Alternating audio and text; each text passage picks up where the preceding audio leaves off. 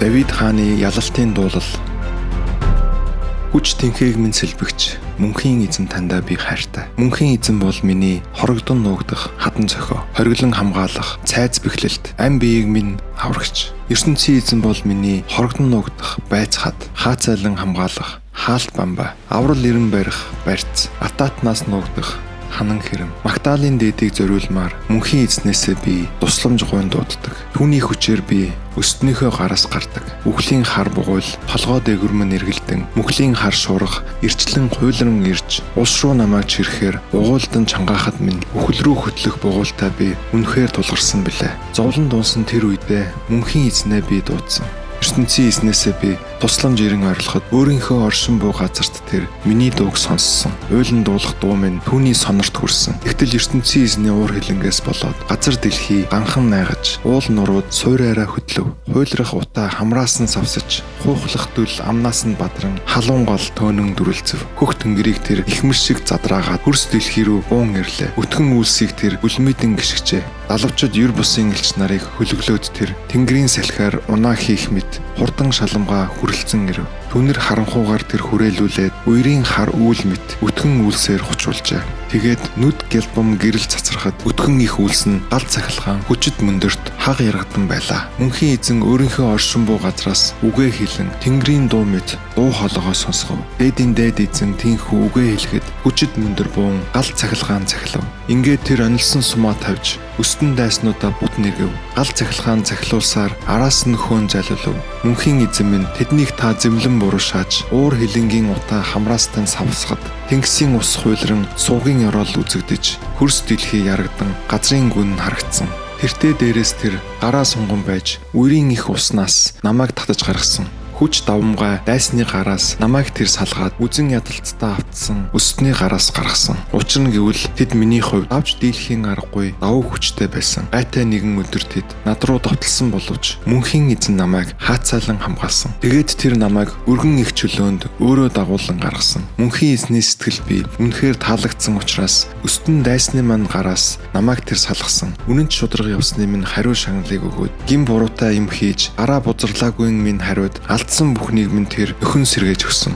Учир нь гэвэл би мөнхийн эзний заасан замаар үргэлж явсан бөгөөд ёрын муу үйл хийж ертөнцийн эзнээс салаагүй. Тогтоосон бүх хуулиар нь амьдралаа би захируулсан. Гаргасан бүх шийдвэрийг нь би зөрчилгүй явдаг байсан. Түүний өмнө би өөсөвгүй байхыг эрмэлзэн гэмтээ юм хийхээс тойрон зайлсхийж явсан. Тийм болохоор мөнхийн эзэн үнэн шударга явсны минь хариуд өөрийнх нь өмнө гим хийж гараа бузарлаагүй минь хариуд намайг шагансан билээ. Үнэн ч найдвартай хүнд та үнэн ч болохоо харуулдаг. Гим буруугүй хүнд та гимгүү ариунаа харуулдаг. Ариун сэтгэлтэй хүнд та ариун чанараа харуулдаг. Залмихтэй хүнийг та мэрэгэн аргаар мэхэлдэг. Төлөв даруй хүнд та аврал хамгааллаа өгөөд бардам ихэмсэг хүнийг доош нь оруулан дардаг. Тийм ээ, та бол амьдралыг минь гэрэлтүүлэгч, гэрэлт дэнлүү билээ. Мөнхийн эзэн, ертөнцийн эзэн, та бол харанхуй амьдралд минь гэрэл гээгээд тусгагч билээ. Тийм ээ, таныхаа хүчээр би өстөн дайсныхаа төмөн цэргийгч дарж чадна. ертөнцийн эзнийхээ хүчээр би өндрөөс өндөр ханан хэрмэгч гитэлж гарна. ертөнцийн эзний заасан зам төгс төгөлдөр болоо. Мөнхийн эзний амлсан бүхэн үннийг баталдаг болоо. Нүмер нөөлөгт нь хорогдох гэсэн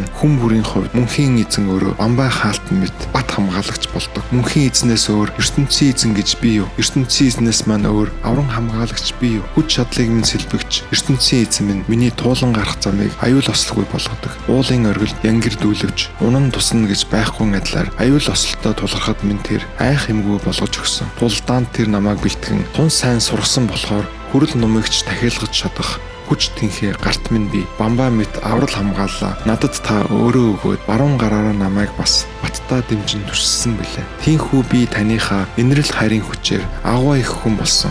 Хөлийг минь та гიშгүүлэх гэж өргөн удам чөлөөнд хөтлөн гаргасан болохоор халтарч би унаагүй. Өстөн дайснаа би үлдэн хөөж гүйцэж төрүүлэн үлдэх юмгүй болтол нь устгаас нааш эргээгүй. Тэднийг би бүгдийг нь бод цогч хаяад өндийг тэнгэлгүй болгоход үлмий дормын тэд хяаран унцгааж байсан. Учир нь гэвэл та надад тэр тулдаанд орох хүч тэнхээ өгөө зогсоогүй. Атаад дайсан тэднийг гарт минь оруулж өгөөд эц даруулсан мэлээ. Танаас болоод өстөн дайснууд маань бүгд нүүр буруулан зүгтэж үзэн ядагч тэднийг би устгаж чадсан билээ. Тусламж ирэн орилоход нь туслах хүн гараагүй. Хэрч байтугай тэд мөнхийн эзэнд хандан ориловч хариу тэрэгөөгүй. Тэднийг би тийхүү салхинд хийсэх хумхийн тоос мэт болтол нь бяц дарсан хайсан билээ. Шавар шавхаа мэд хуучин хайсан билээ. Улс үндэстнүүдтэй байлдан тулдгад минь намайг та авран хамгаалж тэр олон үндэстнүүдийн тэргүүн болгосон учраас огт танихгүй байсан тэр хүмүүс маань хүртэл миний төлөө зүтгэж байна. Хэлэг үгийг минь сонсоод тэд үг дуугүй дагаж байна. Харин хүмүүс надад цусартан өмнө минь ирээд мөргөж байна. Зүрх алдан шантрахтаа тэд нууж бүгсэн газраасаа дагжин чичирсээр гарч ирсэн. Мөнхийн эзэн амьд бөгөөд үрд мөнх оршин буй. Хадан цохио мэд хамгаалагч минь танийгаа би магтъя. Аврал авчирч өгсөн ертөнцийн эзэн минь алдар шиг.